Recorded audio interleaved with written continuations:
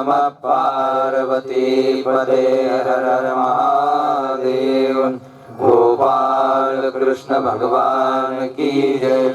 श्री गुरुदेव दत्त दत्त दत्त। अलग निरंजन सद्गुरु जनार्दन स्वामी महाराज की जय। महामंडलेश्वर स्वामी परमानंद गिरिजी महाराज की जय।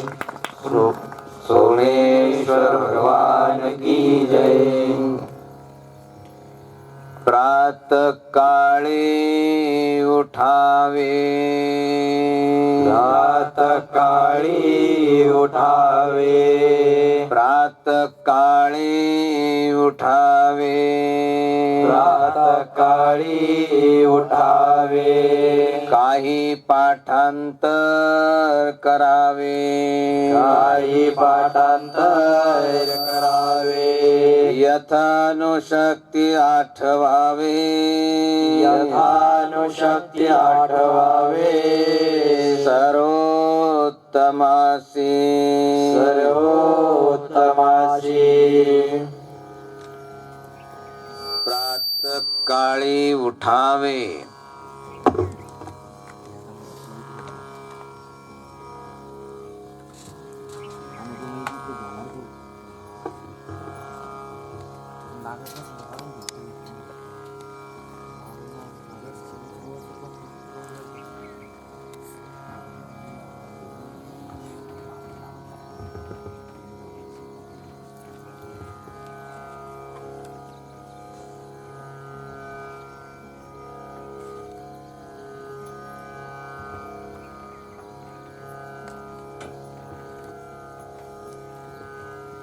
प्रातः काळी उठावे,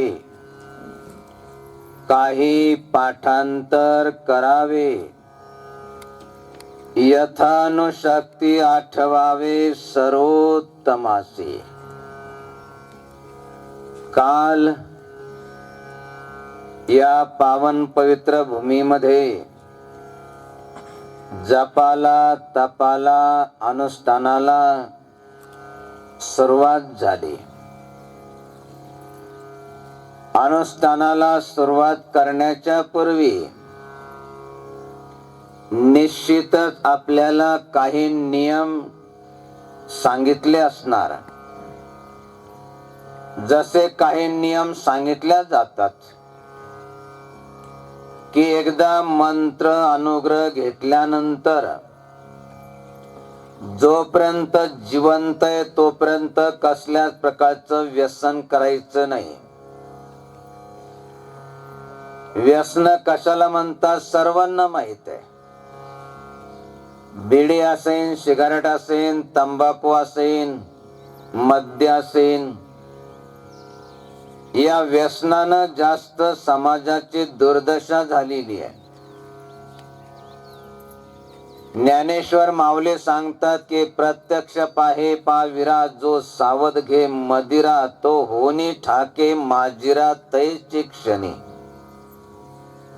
मद्य पिल्यानंतर त्याला 5-6 महिन्यानंतर नशा चढते, मात चढते असं नाही। तो होणे ठाके माजिरा तैची क्षणी। लोक म्हणतात त्यांना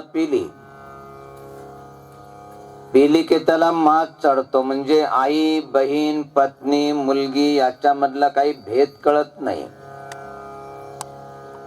अनेक प्रकारचे कॅन्सर आदीचे रोग होतात तंबाखूच्या सेवनानं। आता काय म्हणतात की आम्हाला कॅन्सर झाला, परंतु आम्ही तर कधी तंबाखूचं सेवन केलं नाही।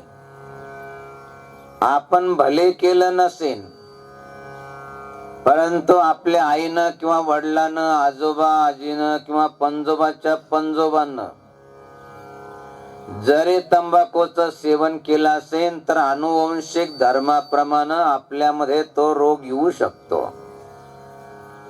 सांगायचं तात्पर्य की आपल्याला निरोगी ठेवायचं असेल, येणारी पिढी जर निरोगी राहावी असं वाटत असेल तर त्याच्यासाठी निर्व्यसनी समाज झाला पाहिजे। त्याच्यासाठी सर्वात पहिलं सांगितलं जातं की जोपर्यंत जिवंत आहे तोपर्यंत कसल्याच प्रकारचं व्यसन करायचं नाही. अशुद्ध आहार, दुसऱ्याला मारून आपला जीव वाचवण्याचा प्रयास करायचा नाही, कारण दुसऱ्याची हिंसा करणं चांगलं नाही. दया धर्म का मूल आहे, सर्व धर्माचं मूळ दया आहे. शुद्ध सात्विक शाकाहार आपण सेवन करायचं आहे. जोपर्यंत जिवंत आहे तोपर्यंत कसल्याच प्रकारचं व्यसन करायचं नाही. अशुद्ध आहार मांसाहार ज्याला म्हणतात तर तो आपण सेवन करायचं नाही जोपर्यंत जिवंत आहे तोपर्यंत. मंत्रानुग्रह घेतल्यानंतर कमीत कमी 10 माळेचा तरी जप दररोज झाला पाहिजे. रात्री देखील सांगितलं, हे 7-8 दिवसाचं जे नैमित्तिक अनुष्ठान आहे, घरी गेल्यानंतर नित्य अनुष्ठान करायचंय. त्याच्यासाठी कमीत कमी 10 माळेचा तरी जप झालाच पाहिजे. अंतर्बाह्य शुद्धतेचं पालन करायचंय. म्हणजे प्रातर्विधीला गेल्यानंतर जेवढे अंगावर ते वस्त्र असेल तेवढे धुतल्याशिवाय, स्नान केल्याशिवाय जिथं आपण अनुष्ठानला बसलेलो तिथे यायचं नाही. लघवीला गेल्यानंतर हातपाय धुतल्याच गेले पाहिजे. ही बाह्य शुद्धता आहे. अंतर शुद्धता म्हणजे मनामध्ये काम क्रोध लोभ मोह मद मत्सर आदी येऊच द्यायचे नाही. अंतर्बाह्य शुद्धतेचं पालन करायचंय. फलाहार करायचंय, मौन धारण करायचंय, शुकशुक देखील करायचं नाही. बोलण्याची भावनाच मनामध्ये येऊ द्यायची नाही. अशा प्रकार जे अनुष्ठानला बसलेले नाही त्यांना शिवायचं नाही, स्पर्श करायचा नाही. असे काही सामान्य प्रमाण नियम सांगितल्या जातात. आता ज्या दिवशी अनुष्ठान सुरू झालं त्याच दिवशी सर्वच नियम सांगितले जातात असंही नाही. काही नियम नंतर सांगितल्या जातात प्रवचनामध्ये. तर आज दुसरा दिवस आहे. सकाळच्या ब्रह्म मुहूर्तामधलं हे जे प्रवचन आहे, तर या ठिकाणी एक नियम सांगितला गेला. कोणता प्रातःकाळी उठावे, काही पाठांतर करावे, यथानुशक्ती आठवावे सर्वोत्तमासे. हा नियम कोणी सांगितला हे थोडस समजून घ्यायचा प्रयास करायचा आहे. कारण कोणी सांगितलं याला खूप महत्व आहे. जसं ही जमीन तुमची होऊन गेली, आता एखाद्या दारुड्यानं नशेच्या अधीन होऊन सांगणं आणि न्यायालयानं सांगणं याच्यामध्ये खूप अंतर आहे. कारण दारुड्या बेवडा ज्याला म्हणतात, कुठे वकन आणि कुठे काय बकन काही सांगता येत नाही. त्याच्यासाठी त्यानं जे सांगितलं असेल तर ते गृहीत धरल्यात जात असं नाही. परंतु न्यायालयानं जे सांगितलं त्याचं पालन मात्र करावंच लागतं, कारण तो त्या न्यायालयाचा तो अधिकार आहे. सांगायचं तात्पर्य की हा नियम कोणी सांगितला, आपल्याला जे सांगितलं जातं ते सांगणारे कोण आहे, आधी केले मग सांगितले. शास्त्र प्रचिती, गुरु प्रचिती, शास्त्र प्रचिती, या 3 प्रचिती परमार्थामध्ये अत्यंत महत्वाच्या आहे. शास्त्र काय सांगतं, शास्त्रानं ते सांगितलं तेच गुरुनं सांगितलं की वेगळं सांगितलं, आणि गुरुनं जे सांगितलं त्याची आपल्याला अनुभूती प्रचिती येते किंवा नाही हे महत्वाचं आहे. सांगायचं तात्पर्य की हा नियम कोणी सांगितला थोडक्यामध्ये समजून घ्यायचंय. जाम गावामध्ये एक नारायण नावाचा मुलगा राहत होता. छोटासा मुलगा, जसे या ठिकाणी अनुष्ठानला बसलेले छोटे छोटे मुलं, असा तो छोटासा मुलगा. अगदी बालपणीच त्याला कोणी सांगत नव्हतं, शिकवत नव्हतं. काही काहींना किती सांगितलं आणि किती शिकवलं तर काहीवर ते काही परिणाम पडत नाही. काही जे आहे तर त्यांना काही जास्त सांगावं लागत नाही, शिकवावं लागत नाही. तर अशा प्रकारे तो छोटासा मुलगा ज्या वेळेस त्याला वेळ मिळायचा त्यावेळेस एकांतात जायचा आणि भगवंताचं चिंतन स्मरण करायचा. असंच एक दिवस संध्याकाळी जेवायला थोडासा वेळ होता म्हणून जसे इतर मुलं खेळत बसतात तसं तो खेळत बसला नाही. गावाच्या बाहेर एक पडकं मंदिर होतं, त्या ठिकाणी गेला आणि त्या ठिकाणी ध्यानस्थ बसला. असा ध्यानामध्ये तल्लीन झाला की दिवस कसा गेला, रात्र कशी गेली त्याला कळलीच नाही. जसे एकाग्रतेने अनुष्ठान करतात, जप करतात, साधना करतात, कित्येक वर्ष कसे निघून जातात कळतच नाही ध्यानामध्ये तल्लीन झाल्यानंतर.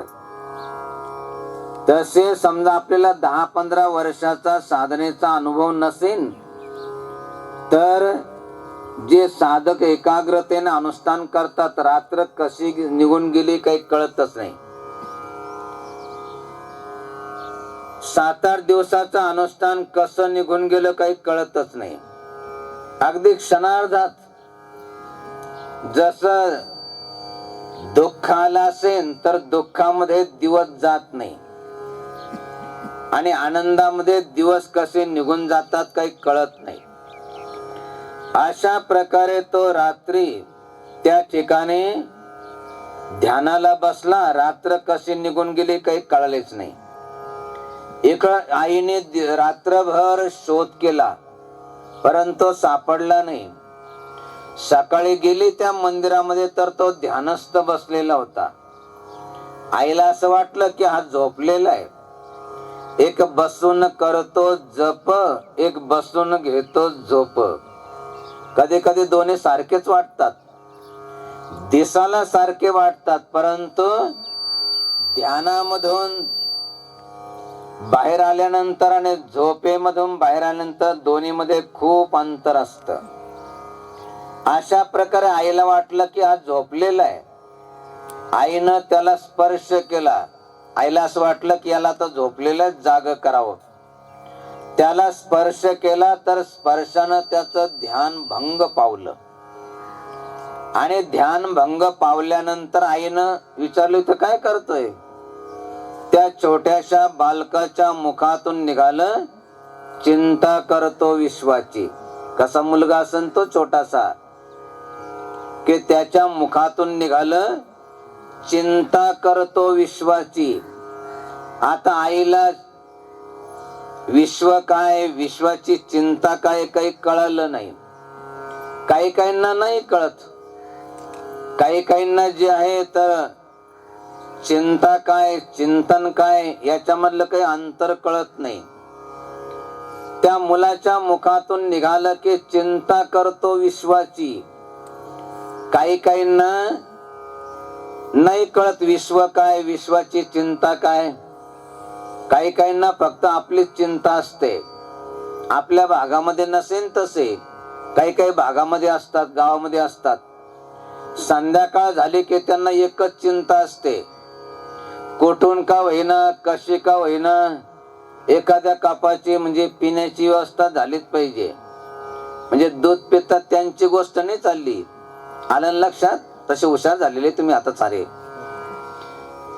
पहिल्या धारेची, दुसऱ्या धारेची, सरकार मान्य, बिना सरकार मान्य, विहिरीतल्या पाण्याची असो की नदीच्या पाण्याची असो की गटारातल्या पाण्यापासून बनवलेली असतो की मोरीतून निघणाऱ्या पाण्यातून बनवलेली असो, एखाद्या कपाची व्यवस्था झालीच पाहिजे. त्याच्यासाठी जो भेटेन त्याच्या पाठीमागच लागतो. म्हणतो कसंही करून एका कपाची व्यवस्था करच. ज्ञानी असला, विचारी असला, अरे तो म्हणतो आपली जात कोणती, आपला धर्म कोणता, आपल्या जातीमध्ये आपल्या धर्मामध्ये असं पिऊन कुठेतरी डुकरासारखं लोळत नाही. आई वडिलांनी एवढं जमवलं होतं, कमवलं होतं, सर्व बर्बाद करून टाकलं आणि भिकाऱ्यासारखं मागत फिरतो. तुला काही लाज नाही वाटत? तो तुम्ही काही म्हणा पण तेवढी व्यवस्था करच. काही म्हणा म्हणतो. एखाद्याला तो राग, तो देतो एक लाच ठेवून. तो म्हणतो एक लाच तर तुम्ही मारलेलीच आहे, अजून 2-3 मारा, पण तेवढी व्यवस्था करच. लाता खातो, बुक्क्या खातो, शिव्या खातो, पण त्याला लाज नाही वाटत. सांगायचं तात्पर्य, त्याला फक्त एकच चिंता असते, ती पिण्याची. त्याच्यापेक्षा काही चांगले असतात, त्यांना पिण्याची, खाण्याची, राहण्याची चिंता नसते. त्यांना चिंता असते आपल्या आईवडिलांची. ज्या आईवडिलांनी आपल्याला लहानचं मोठं केलं, त्या आईवडिलांची सेवा झालीच पाहिजे. पत्नीचा सांभाळ केलाच गेला पाहिजे. मुलांना चांगले शिक्षण आणि त्याच्यापेक्षा महत्वाचे त्यांना संस्कार दिले पाहिजे. आपल्या कुटुंबाची चिंता असते. त्याच्यापेक्षा अजून काही चांगले असतात, त्यांना केवळ आपल्या कुटुंबाचीच नाही तर आपल्या समाजाची चिंता असते. आपला समाज चांगला झाला पाहिजे, निर्व्यसनी समाज झाला पाहिजे.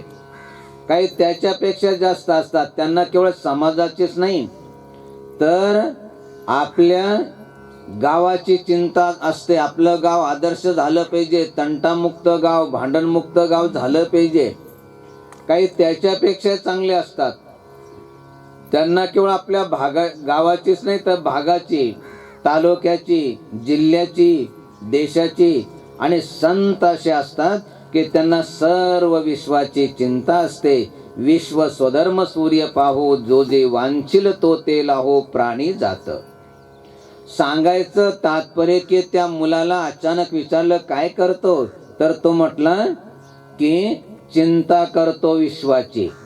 आईला विश्व काय, विश्वाची चिंता काय, काही कळालं नाही. जसा जसा तो मुलगा मोठा व्हायला लागला, त्याची चिंता वाढत गेली की विश्वाचं कल्याण कसं होईल, या विश्वामध्ये सुख समाधान कसं राहील. आईची चिंता वाढत गेली. तो तरुण झाला तर आईच्या मनामध्ये एकच चिंता की केव्हा हा आता मोठा झालेला आहे, केव्हा याचं लग्न होईल आणि केव्हा सून घरामध्ये येईल आणि केव्हा मी निश्चिंत होईल. दोघांची चिंता वेगळी वेगळी. आईची चिंता याचं लग्न झालं पाहिजे, सून घरामध्ये आली पाहिजे, केव्हा लग्न होतं आणि केव्हा सून घरामध्ये येते. त्या तरुणाची चिंता की केव्हा विश्वाचं कल्याण कसं होईल, त्याच्यासाठी सद्गुरू केव्हा मिळतील, त्याच्यासाठी आपल्या जीवनाचं सार्थक केव्हा होईल, आपण तरुण जग कसं तरेन, त्याचा मार्ग कसा सापडेल, याची चिंता. आई नेहमी नेहमी म्हणायची, आईला एकच चिंता होती याचं लग्न झालं पाहिजे, म्हणून म्हणायची की तू लग्न कर. तो मुलगा म्हणायचा मला लग्न नाही करायचंय, मला ब्रह्मचारी राहायचंय, जगाचं कल्याण करायचंय. मुलगा आपलं ऐकत नाही म्हणून एक दिवस आई रडायला लागली. आईला रडताना बघून त्यानं विचारलं, आई का बरं रडते, काय दुःख आहे तुला, असं काय तुझी इच्छा आहे, काय इच्छा असं म्हणतास. म्हटले माझी इच्छा पूर्ण करशील. म्हटले हो, आईची इच्छा तर पूर्ण केलीच पाहिजे. स्वामी तिने जगाचा आई विना भिकारी. सर्वात मोठं स्थान आईला आहे. आईचं आज्ञा असल्याशिवाय कोणतंही कार्य होत नाही, आशीर्वाद असल्याशिवाय कोणतंही कार्य होत नाही. म्हटले आई तुझी इच्छा मी पूर्ण करीन. आईला असं वाटलं की बरं झालं. आईला इच्छा पूर्ण करेन असं म्हटल्यानंतर म्हटले काय इच्छा आहे. म्हटले तुला बोल्यावर ते चढलेलं पाहण्याची माझी इच्छा आहे. पूर्वीच्या काळी 7-8 दिवस लग्न सोहळा चालायचा, एक बोहला बनवायचा. आता नाही राहिले सहसा. जसा गणपती बाप्पा बनवतात मोठा मातीचा, तसा बोहला बनवायचे आणि त्याच्या साक्षीनं लग्न करायचे. आई म्हटले की तुला बोहल्यावरती चढलेलं पाहण्याची इच्छा आहे. म्हटले एवढीच इच्छा आहे ना. म्हटले हो. म्हटले ठीक आहे, तुझी इच्छा पूर्ण होऊन जाईल. आईला असं वाटलं की झालं, आता तयार झाला हा लग्नाला. लग्न ठरलं. लग्नानंतर मंगलाक्षद सुरू झाल्या. मंगलम सावचित्त, वराडी सावचित्त, सावधान, वाजंत्री सावचित्त सावधान. जसे इतर तरुण सावधान होतात की आता लग्न व्हायचंय, मग इकडे तिकडे पाहतात की माळ आणली की नाही नवरीच्या गळ्यामध्ये घालण्यासाठी, तसा तो इकडे तिकडे पाहायला लागला की आता इथून पळतं कसं येईन. नको नको मना गुंतो माया जाळी, काळ आला जवळी ग्रासवया, काळाची हे उडी पडेल बा जेव्हा, सोडविना तेव्हा माय बाप, सोडविना बंधू पाठीची बहीण, सेजीची कामीन दूर राही, सोडविना राजा देशाचा चौधरी, अनेक सोयरी भली भली, तुका म्हणे तुझ सोडविना कोणी, एक चक्र पाणी वाचून या. एकदा ऐकलं, दुसऱ्या वेळेस ऐकलं, तिसऱ्या वेळेस ऐकल्यानंतर जी उडी मारली, जो पळाला, आपलं गाव सोडलं, तालुका सोडला, जिल्हा सोडला, नाशिकला दक्षिण दिशेला टाकळी गाव आहे, त्या ठिकाणी तो साधना करायला लागला, अनुष्ठान करायला लागला, तपश्चर्या करायला लागला. भूक लागल्यानंतर माधोकरी मागण्यासाठी ज्यावेळेस गावामध्ये यायचा, लोक विचारायचे तो कोण आहे, कुठला आहे, तुझं नाव काय आहे. म्हटले मला ते काहीच विचारू नका, मला फक्त एकच आहे की मी रामाचा दास आहे, बस एवढंच मला माहित आहे. रामाचा दास याचा अर्थ रामदास. अशा प्रकारे त्या नारायण नावाच्या मुलाला ओळखायला लागले रामदास म्हणून. अशी साधना केली, भगवंताची प्राप्ती झाली, प्रचंड सामर्थ्य प्राप्त झालं, भगवंताचं दर्शन झालं आणि तेच पुढे रामदास स्वामी म्हणून प्रसिद्ध झाले. त्या रामदास स्वामींनी एक छोटंसं पुस्तक लिहिलेलं आहे, घरी गेल्यानंतर जरूर वाचा. प्रत्येक साधकांनी भक्तांनी मनाचे श्लोक, मना सज्जना भक्ती पंथेची जावे, तरी श्रीहरी पाविजे तो स्वभावे, जनी निंद्यते सर्व सोडून द्यावे, जनी वंद्यते सर्व भावे करावे.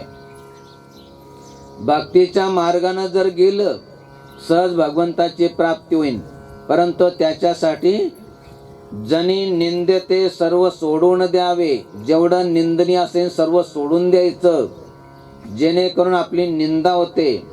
आईवडिलांचा तिरस्कार केला, अपमान केला तर काय होते, आपली स्तुती थोडीच होते, आपली निंदा होते. की आई ज्यांनी लहानचं मोठं केलं त्यांचं आज सेवा करत नाही, मुलांना जन्म तर दिला परंतु त्यांना सांभाळ करत नाही चांगला, त्यांना संस्कार देत नाही, शिक्षण देत नाही, निंदा करतात. व्यसन करण्याची निंदा होते, सोडून द्यायचं सर्व. जनी वंद्यते सर्व भावे करावे, दान करा, भक्ती करा, सेवा करा, परमार्थ करा. लोक वंदन करतात, प्रणाम करतात. जनी निंद्यते सर्व भावे करावे, वंद्यते सर्व भावे करावे. सांगायचं तात्पर्य की जसं त्यांनी मनाचे श्लोक लिहिले त्याप्रमाणे दुसरा ग्रंथ आहे, कोणता, दासबोध. दासांसाठी, शिष्यांसाठी, साधकांसाठी, भक्तांसाठी त्यांनी एक त्या दासबोध ग्रंथामध्ये नियम सांगितला, कोणता, प्रातःकाळी उठावे, काही पाठांतर करावे, यथानुशक्ती आठवावे सर्वोत्तमासी. एकच वचन आहे, त्याच्यामध्ये 3 नियम सांगितले. लक्षात ठेवायचं की नियमाला खूप महत्व आहे. प्रत्येकानं नियमाचं पालन केलं पाहिजे. चंद्र, सूर्य, ग्रह, नक्षत्र सर्व आपापल्या नियमाचं पालन करत राहतात. प्रत्येकाला नियम आहे. जसं आपल्याला जर आपलं वाहन चालवायचं असेल, गरीबाला असो की श्रीमंताला असो, तर हायवेवर ते चालायचं असेल तर नेहमी डाव्या बाजूला चालवायचं. आता काही म्हणतील मध्येच जर उजव्या बाजूने घुसलं तर काय होतं, अपघात होतो, तोही मरतो, दुसऱ्याला घेऊन मरतो. सांगायचं तात्पर्य की नियम आहे. म्हणून कोणता नियम सांगितला, प्रातःकाळी उठावे, सर्वात पहिला प्रातःकाळी उठावे. दुसरा, काही पाठांतर करावे. तिसरा, यथानुशक्ती आठवावे सर्वोत्तमासी. ज्यावेळेस इथं अनुष्ठान झालं होतं, हाच नियम 3 दिवस चालला होता. आज तेवढा वेळ नसला तरी परंतु थोडक्यामध्ये या ठिकाणी सांगितल्या जातं. प्रातःकाळी म्हणजे ब्रह्म मुहूर्तामध्ये, ब्रह्म मुहूर्त म्हणजे योगी उठतात त्यावेळेस. योगी कोण केव्हा उठतात? रात्री देखील सांगितलं की पहिले प्रहर में सब कोई जागे, दूसरे प्रहर में भोगी, तिसरे प्रहर में तस्कर जागे, चौथे प्रहर में योगी. संध्याकाळी 6 ते 9 वाजेपर्यंत सर्व जागी असतात. बघा लागल्यास पाठीमाग रात्री किती होते आणि आता किती आहे. पहिले प्रहर में सब कोई जागे, पहिल्या प्रहरामध्ये सर्वच जागी असतात.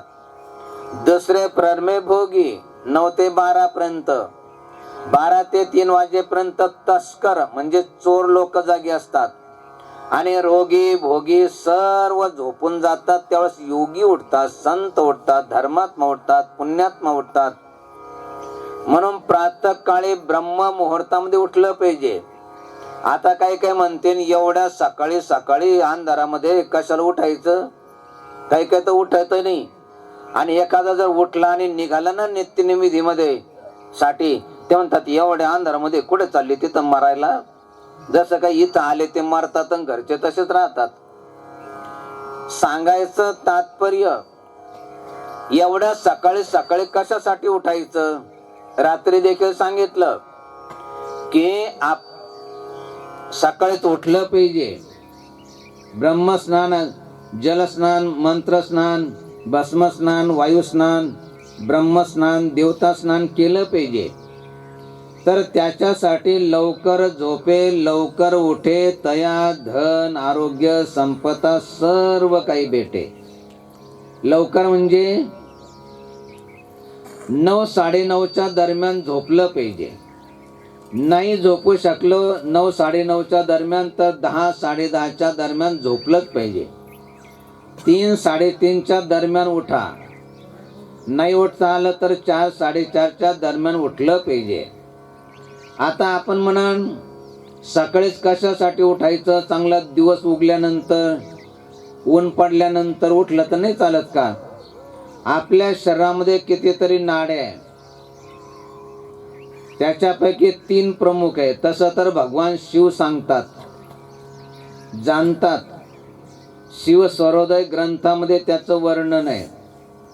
तेवढं आपल्याला नाही समजलं तर आपल्या शरीरामध्ये कितीतरी नाड्या असतात. 3 प्रमुख आहे. इडा, पिंगला, सुषुम्ना. नसे समजलं? चंद्रस्वर, सूर्यस्वर, ब्रह्मस्वर. ते नसे समजलं तर उजवी नाकपुडी, डावी नाकपुडी आणि मध्य नाकपुडी. कोणत्या नाकपुडीनं स्वर चालू याच्यावर ते खूप मोठं अवलंबून आहे. ज्यावेळेस उजवा स्वर चालू असेल त्याला म्हणतात सूर्यस्वर.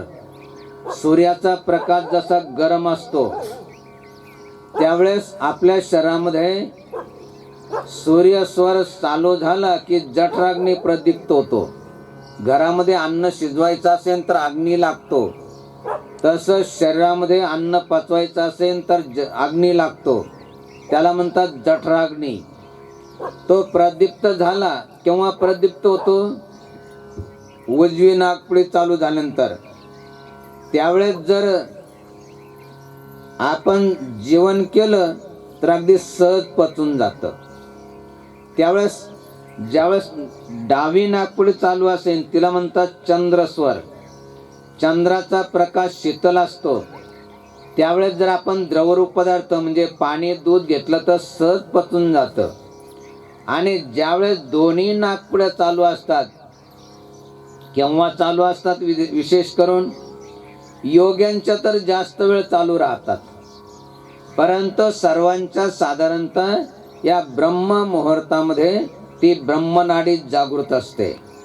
आणि त्यावेळेस उठून जर आपण ब्रह्माचं चिंतन केलं तर ब्रह्मध्यासे स्वये ब्रह्माची होई जय. ब्रह्मध्यासे स्वये ब्रह्माची होई जय. ब्रह्मध्यासे स्वये ब्रह्माची होई जय. ब्रह्मध्यासे स्वये ब्रह्माची होई जय. जीवत्व लोकी जय. जीवत्वलोपी जय सदती जीवत्वलोपी जय सदती ब्रह्म ध्यासे स्वये ब्रह्माची होई जे जीवत्व लोपी जे सहजच अगदी सहज त्याचं जीवत्व लोपून त्याला शिवत्व प्राप्त होतं. त्याच्यासाठी ब्रह्म मुहूर्तामध्ये प्रातःकाळी उठावे. उठून काय करायचं? काही पाठांतर करावे. काही पाठ करा म्हणजे काही पाठ करत बसा, शिवाय पाठ करत बसा असं नाही. काही पाठ करा म्हणजे 4 वेद आहे, 6 शास्त्र आहे, 18 पुराण आहे, 5 उपपुराण आहे, अनेक श्रुती आहे, अनेक स्मृती आहे, संतांचे पद दोहे अभंग आहे. तेवढं नाही पाठ करता आलं तर काही म्हणजे त्याच्यापैकी काही काय करा? नामपाठ करा, नामपाठ करा, 84चा फेरा चुकवा जगी. नामपाठ गाये, नामपाठ गाये, पुनरपी नये संसारासी. एका जनार्दनाचा नामपाठ गाये, आनंदी आनंद होय तया लागे. पाठ करा. जसं आपली नित्यनेमी विधी घेतो आपण दररोज, काही त्याच्यामध्ये नामच आहे. ओंकार ही मूळ सर्वांचे जाणावे, तेथून पहावे वेदशास्त्र. ओंकाराचं सर्वात पहिलं उच्चारण केलं जातं, कारण सर्वांचं मूळ ओंकार आहे. नंतर मृत्युंजयाय, रुद्राय, नीलकंठाय, शंभवे, अमृतेशाय, शर्वाय, महादेवाय भगवान शिवाचे नाव आहे. अच्युत, केशव, विष्णू, हरी, सत्यम, जनार्दन, हंस, नारायण भगवान विष्णूचे नाव आहे. प्रत्येक नावाचा वेगळा वेगळा महिमा आहे. की केशवम क्लेशनाशाय दुःखनाशाय माधवम श्रीहरी पापनाशाय गोविंद मोक्षदायकम. सांगायचं तात्पर्य की काही पाठ करा, असं पाठ करा यथानुशक्ती आठवावे सर्वोत्तमासे. सर्वामध्ये जे उत्तम आहे, सर्वामध्ये जे सुंदर आहे त्यांची आठवण झाली पाहिजे. या जगामध्ये सर्वात सुंदर कोण आहे? ज्यांनी बघितलं ते सांगतात. सुंदर ते ध्यान उभे विटेवरी कर काटावरी ठेवून या. सत्यम शिवम सुंदरम. अशा प्रकारे त्यांची स्मृती असं काहीतरी आपल्या जीवनामध्ये आपण केलं पाहिजे. सांगायचं तात्पर्य की प्रातःकाळी उठलं पाहिजे. प्रातःकाळी उठावे, काही पाठांतर करावे, यथानुशक्ती आठवावे सर्वोत्तमासी. त्याच्यासाठी सकाळीच उठून ध्यानस्थ बसलं पाहिजे. कमीत कमी 3 घंटे. लक्षात ठेवायचं, कमीत कमी 3 घंटे ज्यावेळेस अगदी स्थिर बसतो, कोणत्याच अवयवाची हालचाल होत नाही, त्यावेळेस खऱ्या अर्थानं साधनेला प्रारंभ होतो. कमीत कमी 3 घंटे बसता येईल ना? अगदी शांत चित्तानं, जशी काय मूर्ती बसलेली आहे भगवंताची, असं शांत बसायचं. तर अशा प्रकारे प्रातःकाळी उठावे, काही पाठांतर करावे, यथानुशक्ती आठवावे सर्वोत्तमासे. सकाळीच उठलं पाहिजे. आपण तर उठा, परंतु नेहमी जसं सांगितलं जातं की आपण उठणं काही विशेष नाही, दुसऱ्यालाही उठवलं पाहिजे. आपण तरणं काही विशेष नाही.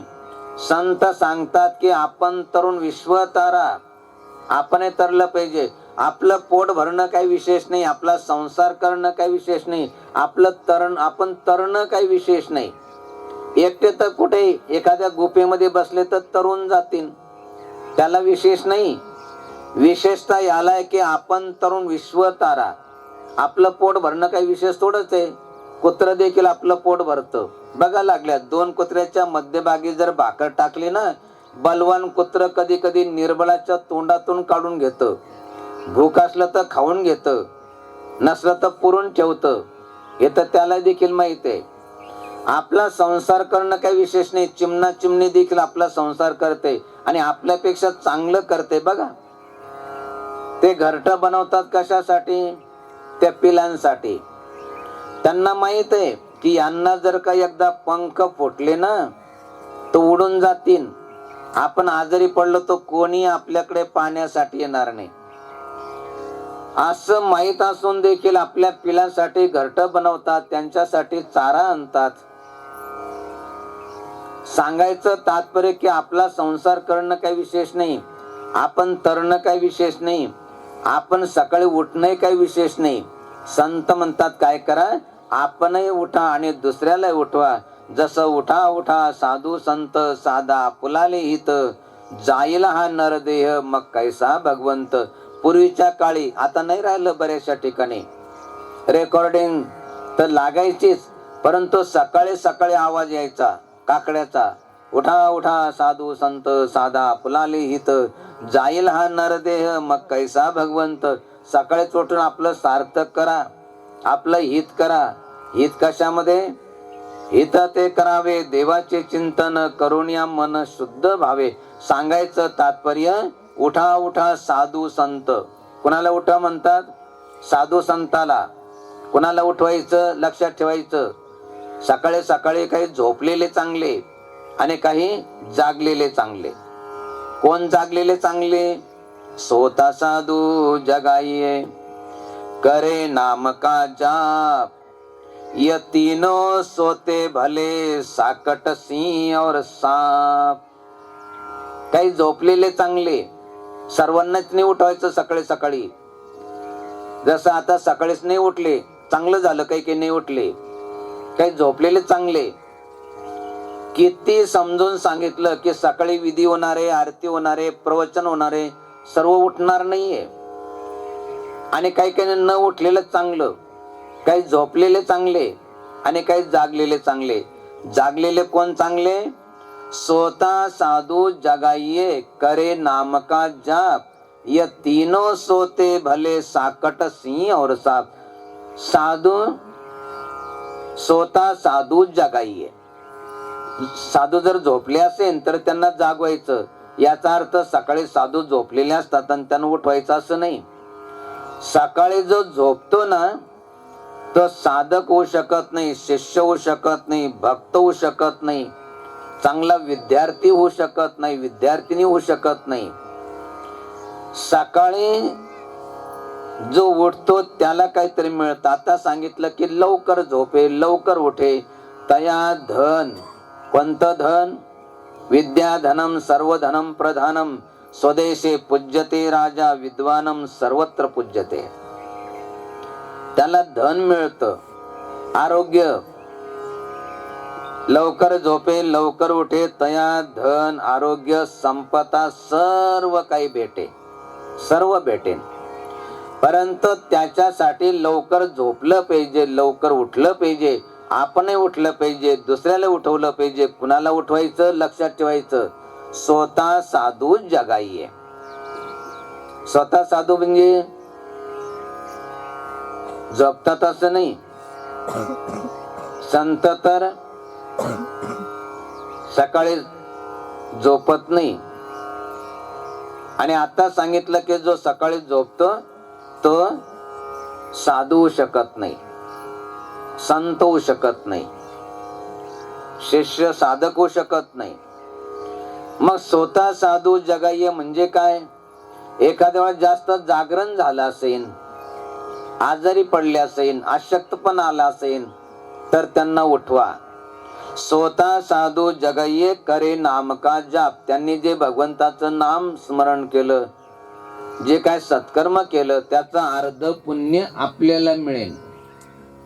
जसं अनुष्ठानामध्ये कमीत कमी 1.25 लाख मंत्राचा जप तरी केलाच पाहिजे, कमीत कमी एकाग्रतेनं.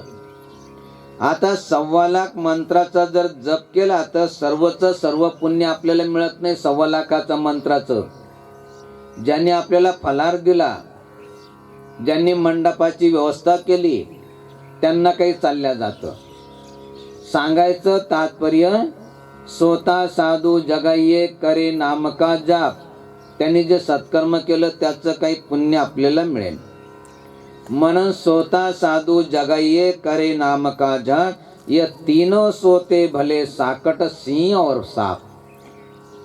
3 झोपलेले चांगले, सर्वात पहिलं सांगितलं की साकट म्हणजे दुर्जन आणि व्यसनी झोपलेला चांगला. नंतर सांगितलं सिंह आणि नंतर साप. सर्वात शेवटी साप सांगितला. नंतर सिंहाचं नाव घेतलं, सर्वात पहिलं दुर्जनाचं. कारण दुर्जनापेक्षा सिंह आणि साप चांगला, दुर्जन नाही चांगला. दुर्जन खोटा साप से तासे ईश बचाय, साप मिले मार्ग तजे दुर्जन तजा न जाय. आपण रस्त्यानं चाललो, आपण त्या सापाला बघितलं आणि सापानं आपल्याला बघितलं, काय होतं? साप त्याच्या रस्त्यानं निघून जातो. परंतु आपण चाललो, आपण दुर्जनाला बघितलं, दुर्जन आपल्याला बघितलं, आपण जर विचार केला की नको नको त्या दुर्जनाकडे नको त्याची भेट, आपण जर रस्ता बदलून घेतला तर तो तिकून येऊन आडव होतो. दुसऱ्या गल्लीनं निघालो तर तो तिकून आडवा होतो. साप नाही होत आडवा, तो निघून चालल्या जातो. दुर्जन खोटा साप से तासे ईश बचाय, साप मिले मार्ग तजे दुर्जन तजा न जाय.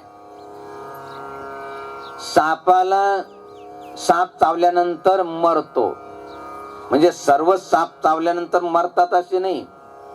काही कमी साप असे असतात की ते विषारी असतात आणि ते चावल्यानंतर मरतात. पण ते चावतात केव्हा?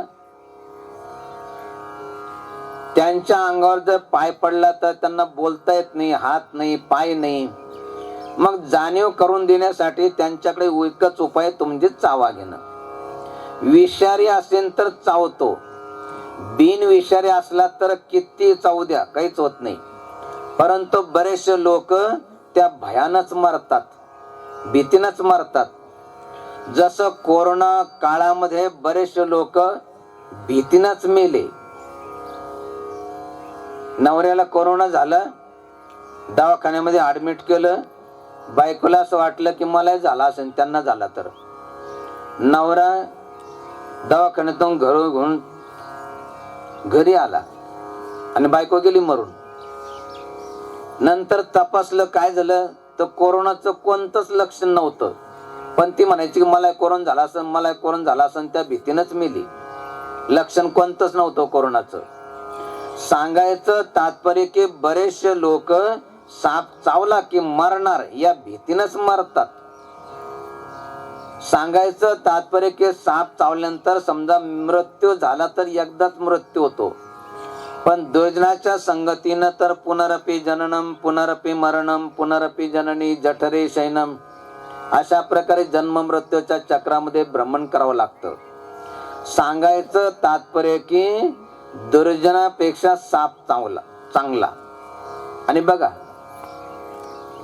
साप कुणाच्या पाठीमागं असं कुठे बघितलं का? एखादा माणूस चाललेला आणि त्याच्या पाठीमागं त्याला जीव घेण्यासाठी साप पाठीमागं पळतोय? नाही. हा, एखादं छोटस पिल्लू जरी दिसलं तर किती पळतात त्याच्या पाठीमागं काठ्या घेऊन. साप नाही चावत कोणाच्या पाठीमागं पळत. सांगायचं तात्पर्य की दुर्जन अत्यंत वाईट.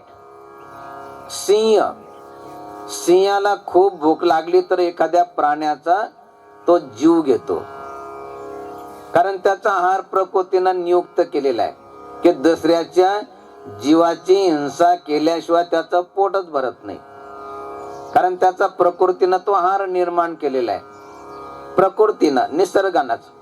बघायला लागल्यास त्याचे दात कसे आणि आपले दात कसे बघून घ्यायचे सिंहाचे. आता सिंह जर नाही मिळाला, कुत्र्याचे दात बघा, कुत्र्याचे दात कसे असतात आणि आपले कसे असतात. गाईचे दात बघा आणि आपले दात बघा, कोणाशी जुळतात? कुत्र्याशी जुळतात का गाईशी जुळतात? कुत्र दुसऱ्याचा जीव घेऊन आपलं पोट भरू शकतं, गाय नाही. गाय मरून जाईल, परंतु कधी दुसऱ्या जीवाला खाणार नाही. नाही तिला चारा मिळाला. तसं आपल्याला जे दात दिलेले गायीसारखे, आता सांगितलं की घरी गेल्यानंतर जोपर्यंत जिवंत आहे तोपर्यंत खायचं नाही. काय खायचं नाही? आलं लक्षात का? समजून सांगायचं अजून. सागोती आता कळाली ना? सागोती म्हणजे 6 जणांना पापामध्ये जी गुंतवते तिला म्हणतात सागोती. एका दोघाला नाही.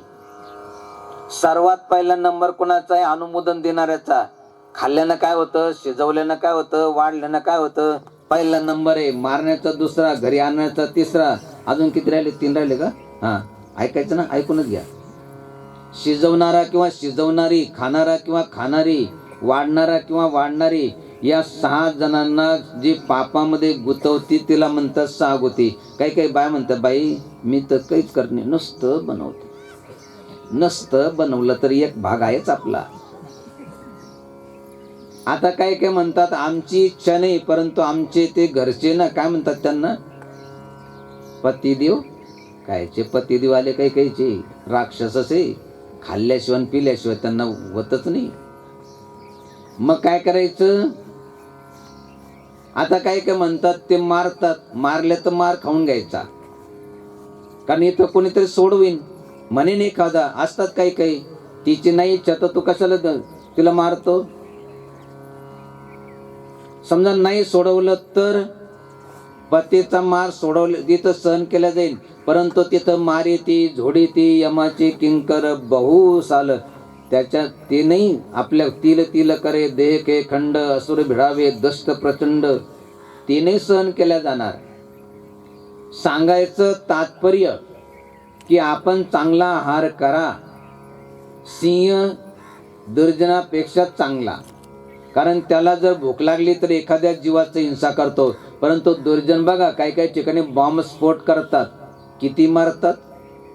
निष्पाप मारतात. ज्यांनी काहीच केलं नाही, हजारो लोक मारतात बॉम्बस्फोटामध्ये. बरं, मारल्यानंतर त्यांना काही खातात का?